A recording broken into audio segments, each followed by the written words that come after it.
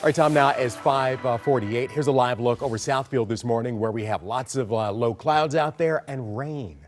Yeah, we got a lot of rain. The roads are wet. We have a freeway closure I'll get to in just a minute. But when we do get wet roads like this, we tend to see an uptick in the amount of crashes that we get on our freeways. Yeah, and I remember I learned that from you. Yes. Because I was thinking, oh, freezing rain and snow, that's going to impact the roads. But Allie was like, hey, that rain. Sometimes the rain can be worse than the snow because at least the snow, I feel like people are more prepared for it. But people think, oh, it's just rain. And then they just go, 70, 80 miles per hour, and then they're taken off guard when there's a turn in the freeway. So it can be dangerous. So there you go. You heard it here. And we have more rain in the forecast this morning and also another batch this afternoon. So just be aware. It's going to be one of those soggier setups for today. If there's any good news, at least we're not talking about freezing rain. 35 as opposed to 32. You do not want to see a 32 degree or less when you have a radar like this. It does feel like 31, and the winds are from the east-northeast at 5 miles per hour. So it's a light wind, but still just enough to cause some issues there with the visibility,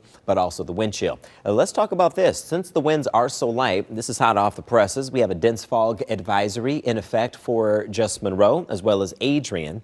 And this goes until 10 a.m. So fog is going to be out there. It's kind of a combination of not only that, but also the rain. But what you'll find is that when you notice the radar, a lot of the rain has already left that area. So visibility is still down. That's due to fog and not what's falling.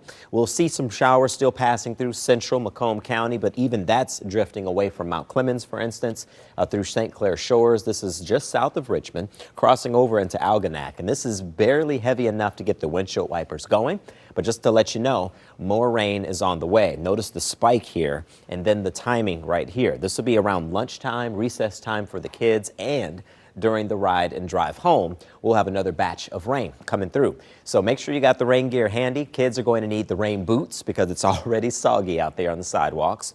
Temps are in the 30s to start. Tough to warm up with the combination of the cloud cover and the showers. So I think highs are going to reach the low 40s for today. Some of us may be able to do a little bit better, but unlike yesterday, we had some 50-degree temperatures. This time around, I think most of us get stuck in the low 40s because of the showers passing through. Maybe even a rumble of thunder. For tomorrow's forecast, the rain will leave us alone for a time, and a warm front tries to lift. That gets us closer to 50, but at some point Friday night, we are anticipating some showers and storms that could move in. Those could be on the heavier side. But between now getting into your Friday, it's Friday night into Saturday where that next batch moves in, but that next batch could pack more of a punch. Some of those storms could be on the strong side. We'll have to keep an eye on them. That's for your Friday night into Saturday morning, courtesy of the warm front. And look what it does this weekend. Mid-60s by Saturday with highs starting